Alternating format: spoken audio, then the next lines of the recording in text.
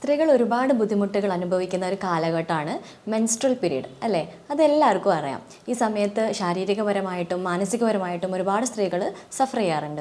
ഇപ്പം റീൽസിലാണെങ്കിലും ഒരുപാട് social media വീഡിയോസിൽ ഇതിനെ സംബന്ധിച്ചിട്ടുള്ള വീഡിയോസൊക്കെ നമ്മൾ കാണാറുണ്ട്. പാർട്ട്ണർ ചോക്ലേറ്റ്സ് മേടിച്ച് കൊടുക്കുന്നത്, മെൻ്റൽ സപ്പോർട്ട് കൊടുക്കുന്നതാണെങ്കിലും അല്ലെങ്കിൽ ഹോട്ട് ബാഗ് പിടിച്ച് കൊടുക്കുന്നതാണെങ്കിലും അങ്ങനെയുള്ള വളരെ സോഷ്യലൈസ്ഡ് ആയിട്ടുള്ള വീഡിയോസ് നമ്മളെല്ലാവരും കാണാറുണ്ട്, ഷെയർ ചെയ്യാറുണ്ട് അല്ലേ? പക്ഷേ ഈ ഒരു മെൻസ്ട്രൽ പീരീഡിന് മുമ്പായിട്ടുള്ള ചെറിയ ഡ്യൂറേഷൻ ഉണ്ട്. ആ സമയത്താണ് അതിലും കൂടുതൽ അതായത് മെൻസ്ട്രൽ പീരീഡിനേക്കാൾ കൂടുതൽ സ്ത്രീകൾ സഫർ ചെയ്യുന്ന ഒരു ഡ്യൂറേഷനാണ്. ആ ഒരു സംഗതിയെക്കുറിച്ചാണ് ഇന്നത്തെ വീഡിയോ. ഹായ്, ഞാൻ doctor Jaseera, doctor Hisham's health care, Calicut.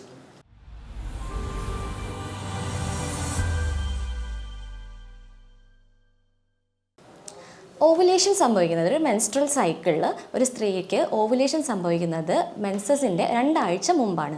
അതായത് അണ്ഡോൽപാദനത്തിനും പീരീഡ്സ് സ്റ്റാർട്ട് ചെയ്ത് ഒരു 1-2 ദിവസം വരെയുള്ള ഒരു പീരീഡ്സിനാണ് നമ്മൾ പ്രീ മെൻസ്ട്രൽ പീരീഡ് എന്ന് പറയുന്നത്. ഈ സമയത്ത് സ്ത്രീകൾ അനുഭവിക്കുന്ന ഒരു പറ്റം ലക്ഷണങ്ങളുണ്ട്. അത് വൈകാരികപരമായിട്ടുള്ള പ്രശ്നങ്ങളാകാം, ശാരീരികപരമായിട്ടുള്ള പ്രശ്നങ്ങളാകാം, അതുമല്ല മാനസികപരമായിട്ടുള്ള പ്രശ്നങ്ങളാകാം. ഈ പറ്റം ലക്ഷണങ്ങൾക്കാണ് നമ്മൾ PMS അഥവാ പ്രീ മെൻസ്ട്രൽ സിൻഡ്രോം എന്ന് പറയുന്നത്. അപ്പം ഈ സമയത്ത് ഈ ഒരു കണ്ടീഷൻ, ഈ ഒരു സ്റ്റേജ് കൂടുതൽ ആളുകളും റെക്കഗ്നൈസ് ചെയ്യാതെ പോകുന്ന ഒരു അവസ്ഥയാണ് ഇപ്പോൾ ഉള്ളത്. ഇപ്പോൾ എന്നല്ല, കുറഞ്ഞ കാലം മുമ്പ് വരെ. പക്ഷേ ഈ അടുത്ത കാലങ്ങളിൽ കൂടുതലും സ്ത്രീകളാണെങ്കിലും പാർട്ട്നേഴ്സ് ആണെങ്കിലും കൗൺസിലിങ്ങിന് പോയി പല സോഴ്സുകളിൽ നിന്നും ഈ ഒരു അവസ്ഥ റെക്കഗ്നൈസ് ചെയ്ത് അതിനെ അഡാപ്റ്റ് ചെയ്ത് വരുന്ന ഒരു കാര്യമാണ് ഇപ്പോൾ സംഭവിച്ചുകൊണ്ടിരിക്കുന്നത്. ഞാൻ ഈ ഒരു ടോപ്പിക്ക് ഇന്ന് പറയാൻ കാരണം എന്താണെന്ന് വെച്ചാൽ, കുറച്ച് ദിവസങ്ങൾക്ക് മുമ്പായിട്ട് ഒരു കപ്പിൾ നമ്മളെ ക്ലിനിക്കിൽ വന്നിട്ടുണ്ടായിരുന്നു. അവർ മെൻസ്ട്രൽ റിലേറ്റഡ് ആയിട്ടുള്ള കുറച്ച് സിംറ്റംസിന് ട്രീറ്റ്മെൻറ്റ് എടുക്കാൻ വേണ്ടിയിട്ടാണ് വന്നതെങ്കിൽ കൂടിയിട്ട് ഡീറ്റെയിൽ ആയിട്ടുള്ള കേസ് ടേക്കിങ്ങിലൂടെ ഇവരുടെ പ്രധാന പ്രശ്നം ഈ പ്രീ മെൻസ്ട്രൽ സിൻഡ്രോം ആണെന്ന് എനിക്ക് മനസ്സിലായി. കൂടുതലും ഇത് പറഞ്ഞത് ഹസ്ബൻഡാണ് നമ്മുടെ അടുത്ത് ഈ കാര്യം കൂടുതലായിട്ട് എക്സ്പ്രസ് ചെയ്തത്. അതായത് ഇത് ന്യൂലി മാരീഡ് ആയിട്ടുള്ള ഒരു കപ്പിളായിരുന്നു. അതായത് ഒരു 2 years ബാക്കാണ് അവരുടെ കല്യാണം കഴിഞ്ഞത്. ഒരു ചെറിയ കുഞ്ഞാണുള്ളത്. ഓക്കെ, അപ്പോൾ അവർ വന്നത് എന്താണെന്ന് വെച്ചാൽ, ഈ ബ്ലീഡിങ് റിലേറ്റഡ് ആയിട്ടുള്ള ഇഷ്യൂസ്, അതുപോലെ പീരീഡ്സിൻ്റെ സമയത്ത് വേദന അനുഭവിക്കുന്ന കാരണങ്ങൾക്ക് മെഡിസിൻ എടുക്കാനാണ് വന്നത്. അപ്പോൾ സംസാരിക്കുന്നതിന് ഡീറ്റെയിൽ ആയിട്ട് കേസ് ടേക്കിംഗ് എടുക്കുന്നതിൻ്റെ ഇടയിൽ ഭർത്താവ് പറഞ്ഞു, ഡോക്ടറെ, ഇവൾക്ക് ഇതിനേക്കാൾ പ്രശ്നം ഈ പീരീഡ്സ് ആവുന്നതിന് മുമ്പാണ് ഇവളെ ടോളറേറ്റ് ചെയ്യാൻ പറ്റാത്തത് എന്ന്. അപ്പോഴാണ് ഇവർ ഈ ഒരു അവസ്ഥ തിരിച്ചറിഞ്ഞിട്ടില്ലാത്ത കപ്പിളാണെന്നും ഇത് ഇവർക്ക് മനസ്സിലാക്കേണ്ട ഒരു കാര്യം, അതുപോലെ ഒരുപാട് കപ്പിള് ഇപ്പോഴും ഉണ്ട് എന്നുള്ള ഒരു കാര്യം മനസ്സിലായത്. എന്താണെന്ന് വെച്ചാൽ, ഈ പീരീഡ്സ് ആവുന്നതിൻ്റെ നമ്മുടെ ശരീരത്തിൽ ഒരുപാട് മാറ്റങ്ങൾ പീരീഡ്സിൻ്റെ തൊട്ട് മുമ്പായിട്ട്, അതായത് ഓവുലേഷന് ശേഷം, അണ്ഡോൽപാദനത്തിന് ശേഷം ഒരുപാട് ചേഞ്ചസ് സ്ത്രീകളുടെ ശരീരത്തിൽ ഉണ്ടാവും. അതായത് പ്രധാനമായിട്ടും ഈസ്ട്രജൻ, പ്രൊജസ്ട്രോൺ പോലെയുള്ള ഹോർമോണുകളുടെ ലെവലിൽ പല വ്യതിയാനങ്ങളും സംഭവിക്കും. അതിനേക്കാൾ ഉപരി പ്രധാനമായിട്ടുള്ള ഒരു കാര്യമാണ് സീറോട്ടോണിൻ. അതൊരു തരം ന്യൂറോ ട്രാൻസ്മിറ്ററാണ്. ഈ ന്യൂറോ ട്രാൻസ്മിറ്റർ സീറോട്ടോണിനാണ് നമ്മുടെ വൈകാരികപരമായിട്ടുള്ള കാര്യങ്ങൾ, നമ്മുടെ ഇമോഷണൽ ആയിട്ടുള്ള കാര്യങ്ങൾ കൺട്രോൾ ചെയ്യുക, അതുപോലെ വിശപ്പ് കൺട്രോളൊക്കെ ചെയ്യുന്നത് ഈ സീറോട്ടോണിനാണ്. ഈ ഒരു പീരീഡിൽ ഓവുലേഷന് ശേഷം മെൻസസ് ആവുന്ന വരെയുള്ള ഈ ഒരു സമയത്ത് സ്ത്രീകളിൽ ഈ സീറോട്ടോണിൻ്റെ ലെവൽ വളരെ കുറവായിരിക്കും. അതുകൊണ്ട് തന്നെ അവർക്ക് അവരുടെ വിശപ്പിനെ അല്ലെങ്കിൽ അവരുടെ ഇമോഷൻസിനെ കൺട്രോൾ ചെയ്യാൻ പറ്റാത്ത ഒരു അവസ്ഥയാണ് വരുന്നത്. അപ്പം ഇങ്ങനെയുള്ള അന്ന് വന്ന രോഗി പറഞ്ഞെന്താന്ന് വെച്ചാൽ, ഈ സമയത്ത് ഭാര്യ അവളല്ലാണ്ടായി മാറുമെന്നതാണ്. അതായത് വളരെ പൊതുവെ കാമായിട്ട് ജെൻറ്റിലായിട്ട് എല്ലാവരോടും ഇടപഴകുകയും സംസാരിക്കുകയും സ്നേഹിക്കുകയും ചെയ്യുന്ന ആൾ ഈ ഒരു സമയമാകുമ്പോഴേക്ക് ഭയങ്കരമായിട്ട് റിയാക്ട് ചെയ്യുക, പെട്ടെന്ന് ദേഷ്യം കാണിക്കുക, കുട്ടികളോട് പോലും ദേഷ്യം കാണിക്കുക, ഒരിക്കലും ബെഡിലൊന്നും ടോളറേറ്റ് ചെയ്യാൻ പറ്റാത്ത ഒരു അവസ്ഥയാണ് ഇവളെ കൊണ്ട് എന്നതാണ് ആ പേഷ്യൻ്റ് പറഞ്ഞത്. ഇത് വളരെ നോർമലായിട്ടുള്ള ഒരു കാര്യമാണ് എന്നതാണ് ഈ പാർട്ട്ണർ മനസ്സിലാക്കേണ്ടത്. എന്തൊക്കെ ലക്ഷണങ്ങളാണ് ഈ സമയത്ത് സ്ത്രീകൾ കാണിക്കുക എന്നുള്ളത് നോക്കാം. അത് ഫിസിക്കലാവാം, അതായത് ശാരീരികപരമായിട്ടുള്ള ലക്ഷണങ്ങളാവാം, അല്ലെങ്കിൽ ഇമോഷണൽ, മെൻ്റൽ ഡിസ്റ്റർബൻസസ് ആയിരിക്കാം.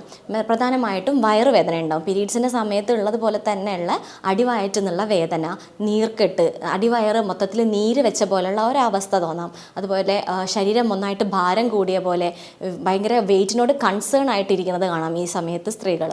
അതുപോലെ തന്നെ നടുവേദന വരാം, കാല് കടച്ചിൽ വരാം, രാത്രി ഉറങ്ങാൻ പറ്റാത്ത രീതിയിലുള്ള കാല് കടച്ചിൽ വരാം, അതായത് കാലൊരു സ്ഥലത്ത് അടക്കി വെക്കാൻ പറ്റാത്ത ഒരവസ്ഥ, രക്തം ഓടാത്ത പോലെയുള്ള ഒരു ഫീല്, ഇങ്ങനെയുള്ള ലക്ഷണങ്ങളൊക്കെ കാണിക്കാം. അതുപോലെ വൈകാരികപരമായിട്ടുള്ള ലക്ഷണങ്ങൾ എന്ന് പറയുമ്പോൾ കൂടുതലായിട്ടും പെട്ടെന്ന് ദേഷ്യം വരിക എന്നുള്ളതാണ് ഇതിൻ്റെ പ്രധാനപ്പെട്ട ലക്ഷണം.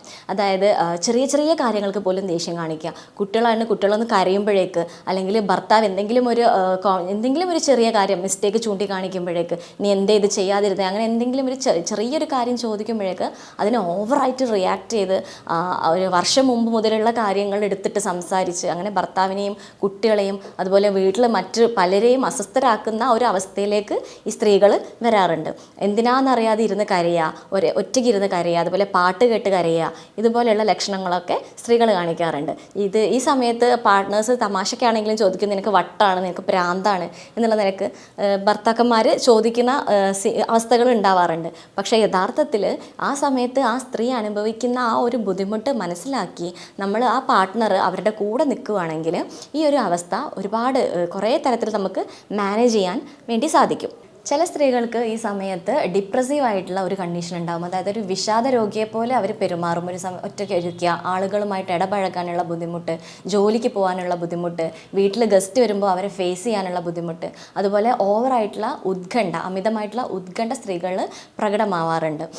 ഒന്നിനോടും എല്ലാത്തിനോടും പേടി, അതായത് രാത്രി കിടന്നുറങ്ങുമ്പോൾ പിറ്റേന്ന് ദിവസത്തെ കുറിച്ച് ആലോചിച്ചുള്ള ആവശ്യമില്ലാത്ത ഒരു വ്യാകുലത, ഇങ്ങനെയുള്ള കണ്ടീഷൻസൊക്കെ സ്ത്രീകൾ ഈ സമയത്ത് പ്രകടിപ്പിക്കാറുണ്ട്. നേരത്തെ പറഞ്ഞ പോലെ ഫിസിക്കൽ കണ്ടീഷൻസിൽ പറയുകയാണെങ്കിൽ പ്രധാനപ്പെട്ടുള്ള ഒരു ലക്ഷണം എന്ന് പറയുന്നത് ബ്രസ്റ്റ് ടെൻഡർനെസ് ആണ്.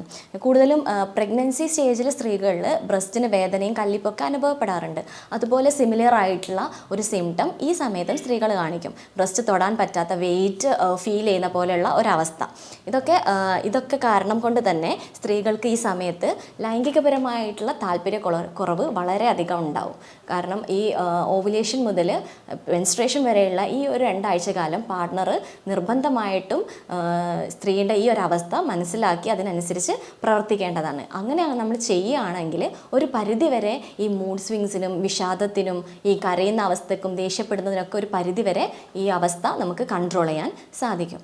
പിന്നെ ഇങ്ങനെയുള്ള സ്ത്രീകൾ ശ്രദ്ധിക്കേണ്ട കാര്യം എന്താണെന്ന് വെച്ചാൽ ഈ ഓവുലേഷൻ പീരീഡ് സ്റ്റാർട്ട് ചെയ്യണത് മുതൽ മെൻസ്ട്രേഷൻ വരെയുള്ള ആ ഒരു ഡ്യൂറേഷനിൽ ഭക്ഷണ കാര്യത്തിൽ കുറച്ച് ശ്രദ്ധിക്കണം. അതായത് കൂടുതൽ സ്പൈസി ആയിട്ടുള്ള ഭക്ഷണങ്ങൾ, മസാല ചേർത്ത ഭക്ഷണങ്ങൾ, അതുപോലെ പ്രോസസ്ഡ് ഷുഗേഴ്സ്, മറ്റേ ജങ്ക് ഫുഡ്സ്, സോഡ പോലെയുള്ള സാധനങ്ങളൊക്കെ പൂർണ്ണമായിട്ടും അവോയ്ഡ് ചെയ്യാൻ ശ്രദ്ധിക്കുക. അതുപോലെ നല്ല ഹെൽത്തി ആയിട്ടുള്ള ഫൈബർ റിച്ച് ആയിട്ടുള്ള നാരടങ്ങിയ ഭക്ഷണങ്ങൾ ഉൾപ്പെടുത്തുക. കാരണം ഈ ഒരു സമയത്ത് വരുന്ന മറ്റൊരു ലക്ഷണമാണ് കോൺസ്റ്റിപ്പേഷൻ, അല്ലെങ്കിൽ വയറിളക്കം. വയറ് സംബന്ധമായിട്ട് എന്തെങ്കിലും പ്രശ്നങ്ങൾ ഈ സമയത്ത് ഉണ്ടായിക്കൊണ്ടിരിക്കും. അപ്പോൾ നമ്മൾ ഭക്ഷണത്തിൽ ഇങ്ങനെയുള്ള കാര്യങ്ങളൊക്കെ ശ്രദ്ധിക്കുകയാണെങ്കിൽ ഒരു പരിധിവരെ ആ ലക്ഷണങ്ങളൊക്കെ നമുക്ക് മറികടക്കാൻ വേണ്ടി സാധിക്കും. അതുപോലെ അൺഹെൽത്തി ആയിട്ടുള്ള ഫാറ്റ് ഒഴിവാക്കാൻ ശ്രമിക്കുക. കൂടുതൽ തവിടടങ്ങിയ ഭക്ഷണങ്ങൾ കഴിക്കാൻ ശ്രമിക്കുക. ഇതേ സമയത്ത് സ്ത്രീകൾക്ക് വരുന്ന മറ്റൊരു കാര്യമാണ് ക്രേവിങ്സ്. ഈ പ്രഗ്നൻസി സമയത്ത് വരുന്ന പോലെ തന്നെയുള്ള ചില ഭക്ഷണ പദാർത്ഥങ്ങളോട് അമിതമായിട്ടുള്ള ക്രേവിങ്സ് ഉണ്ടാകും. പ്രധാനമായും ചോക്ലേറ്റിനോടാണ് ഈ ക്രേവിങ് കാണിക്കുന്നത്. ആ സമയത്ത് ഡാർക്ക് ചോക്ലേറ്റ്സ് ചൂസ് ചെയ്യാൻ ശ്രമിക്കുക. അതാവുമ്പം മെൻ്റലി നമുക്ക് സാറ്റിസ്ഫാക്ഷൻ കിട്ടുന്നതോടൊപ്പം ഹെൽത്തി ആയിട്ടുള്ള ഒരു കാര്യമാണ് ഈ ഡാർക്ക് ചോക്ലേറ്റ്സ് കഴിക്കുക എന്നുള്ളത്. ഭക്ഷണത്തോടൊപ്പം തന്നെ ശ്രദ്ധിക്കേണ്ട മറ്റ് ചില കാര്യങ്ങളാണ് വ്യായാമം പ്രോപ്പറായിട്ട് മെയിൻറ്റെയിൻ ചെയ്യുക. മെഡിറ്റേഷൻ, യോഗ പോലെയുള്ള കാര്യങ്ങൾ റെഗുലറായിട്ട് ലൈഫ് സ്റ്റൈലിൽ ഉൾപ്പെടുത്തുക. അതുപോലെ തന്നെ നന്നായിട്ട് വെള്ളം കുടിക്കുക. ഈ സമയത്ത് കൂടുതലായിട്ടും നേരിയ ചൂടുള്ള വെള്ളം, തിളപ്പിച്ചാറ്റിയ വെള്ളം ഈ ഓവുലേഷൻ പീരീഡ് മുതൽ പീരീഡ്സ് ആവുന്ന ദിവസം വരെയുള്ള ആ ഒരു പീരീഡ്സിൽ ഒരു 8 മുതൽ 10 ഗ്ലാസ് വരെ വെള്ളം കുടിക്കുന്നുണ്ട് എന്നുള്ളത് ഉറപ്പ് വരുത്തണം.